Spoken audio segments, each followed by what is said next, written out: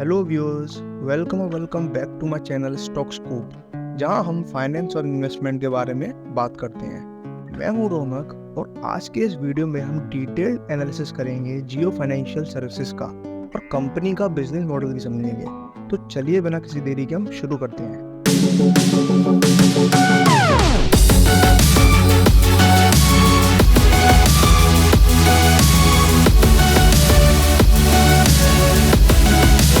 Let's begin. हम company overview के साथ शुरू करते हैं। सबसे पहले हम थोड़ा बैकग्राउंड देखते हैं जियो फाइनेंशियल सर्विसेज का।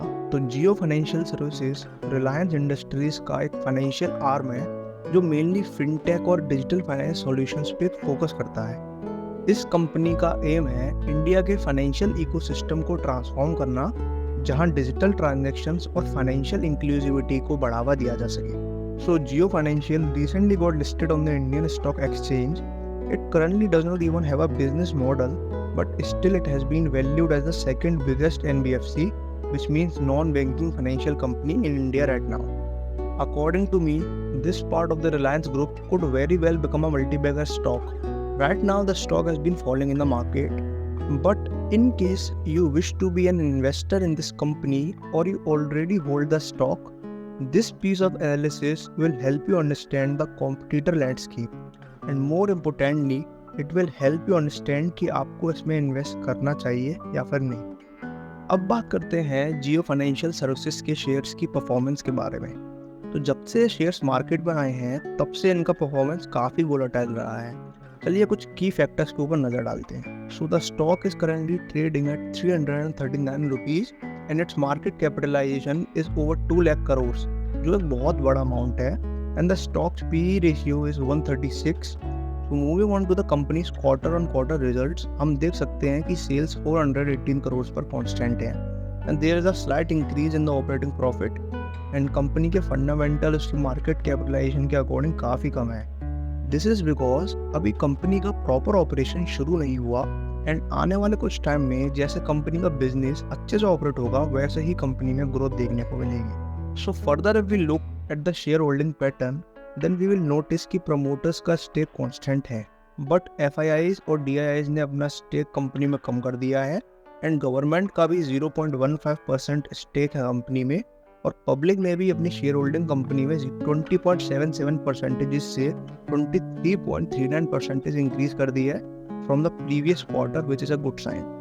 Now if we study the framework of Jio Financial, right now the design of entire financial company of Jio is not out yet, but I'm thinking that they are going to enter in all these spaces.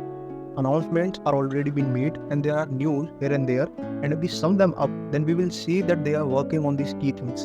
The first key thing is that they are going to come in the mutual fund industry, and this is going to happen as Jio Finance said that it had entered into a new joint venture with US-based company BlackRock to set up a wealth management and broking business in India less than a year after launching an asset management venture. वैसे तो जियो finance को यहाँ पर अच्छा खासा competition face करना पड़ेगा because of many competitors like Zerodha, Grow, Angel One, etc. But having BlackRock by its side will help the company a lot, as BlackRock is a huge company and it has asset under management of 10.5 trillion US dollars, which is more than India's GDP combined.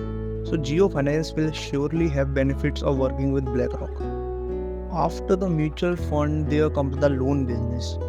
Here people are comparing Jio Financial with something like Bajaj Finance. यहाँ पर company को अपना base set करने में थोड़ा time तो लग सकता है, बट हम ये नहीं कह सकते Bajaj Finance will completely wipe off Jio financial.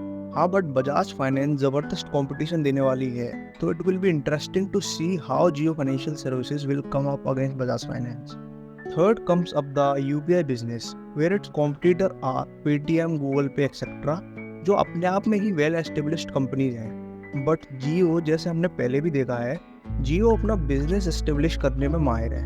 सो पहले के फ्री रिचार्जेस की तरह ऐसा कुछ ऑफर दे सकती है कंपनी जिससे वो लोगों का अटेंशन ग्रैब कर सके। और जैसे पेटीएम साउंड बॉक्स 999 का आता है, वैसे ही द कंपनी में offer Jio sound box for the least cost और even for free. And market में जियो साउंड बॉक्स की जगह बनाने के लिए They may remove any charges or rental fees for 6 to 7 months, which can impact the companies like Paytm a lot. And the fourth is insurance business. Here policy bazaar may give it a good competition. But as we know कि policy bazaar एक loss making business है. And if Jio comes up with its services, तो Jio Financial Services को ज़्यादा time नहीं लगेगा market capture करने में. Jio Financial also holds close to 6% stake in Reliance Industries. So if we invest 100 rupees in Jio Financial Services, then 6 rupees directly gets invested in Reliance Industries, which is great. अब हम कुछ growth opportunities और potential risk को भी analyse करते हैं. तो जैसे इंडिया में डिजिटल फाइनेंस और फिनटेक सेक्टर काफ़ी रैपिडली ग्रो हो रहा है, तो जियो फाइनेंशियल सर्विसेज को यहाँ से काफ़ी अपॉर्चुनिटीज मिल सकती हैं, especially with their strong backing from Reliance Industries. So if we look towards number of risk involved, then market volatility, increase in the interest rates by RBI और कंपटीशन से related risk को भी consider करना चाहिए, because in factors का impact shares पे भी पड़ सकता है. So now if you will ask about my opinion, then I would just take these shares and sit on it and wait and watch for the next 5 to 8 years. And in my view, the stock is going to be a multi-bagger, but the game is patience here. Do not expect this 340 rupees of price to go towards 500 in the next 6 months. It may happen or it may even fall down to 200 rupees.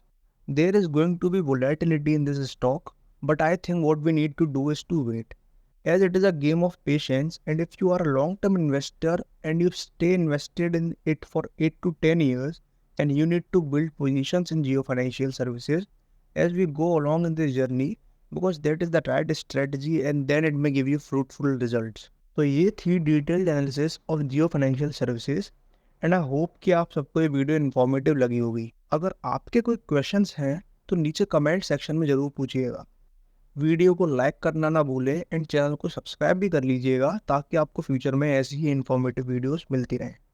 Till then, good bye.